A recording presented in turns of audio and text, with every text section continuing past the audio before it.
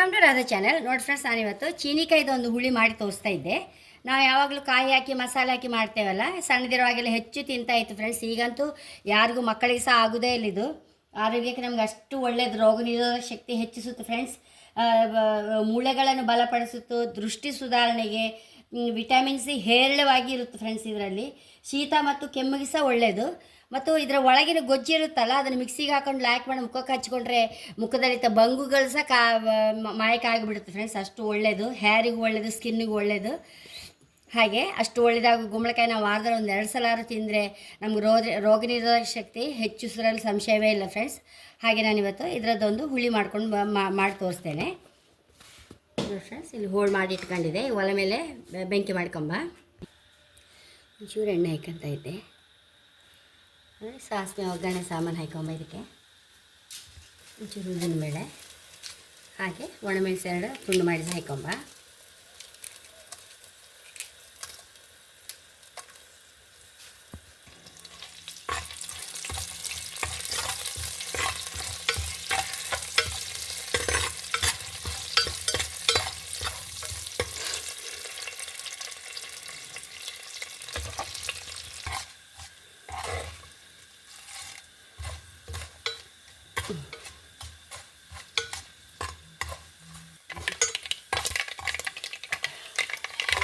ಬೇವಿನೆಲ್ಲ ಹಾಕೊಂಡ,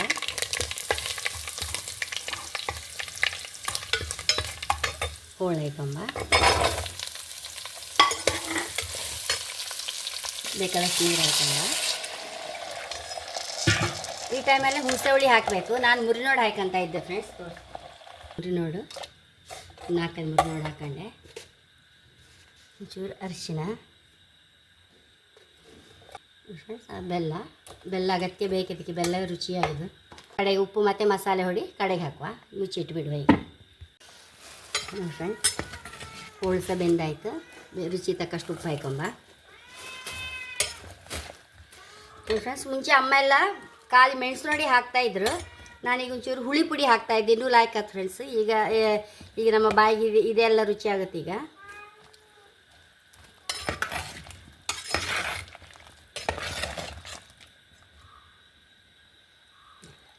ನೋಡಿ ಫ್ರೆಂಡ್ಸ್, ಇನ್ನು ಚಪ್ಪಾಗ ಸರಿ ದಪ್ಪ ಬರುತ್ತಿದ್ದು. ನೋಡಿ ಒಂಚೂರು ಕೊತ್ತಂಬರಿ ಸೊಪ್ಪು ಹಾಕಂತ ಇದ್ದೆ. ಊಟ ಮಾಡಿದ ಮೇಲೆ ಕೈ ಪರಿಮಳ ಸಹ ಸುಮಾರು ಹೊತ್ತು ಹೋಗೋದೇ ಇಲ್ಲ ಫ್ರೆಂಡ್ಸ್, ಅಷ್ಟು ರುಚಿ ಈ ಹುಳಿ. ಖಂಡಿತ ನೀವು ಸಹ ಟ್ರೈ ಮಾಡಿ. ಚೀನಿಕಾಯಿ ಹೇಳಿ ಮಕ್ಕಳು ತಿನ್ನೋದಿಲ್ಲ ಹೇಳಿ ಬದಿಗೆ ಹಾಕೋದೇ ಬೇಡ. ವಾರದಲ್ಲಿ 2 ದಿವಸ ತಿಂದರೆ ಅಷ್ಟು ಲಾಯ್ಕೆ ನಮ್ಮ ಆರೋಗ್ಯಕ್ಕೆ.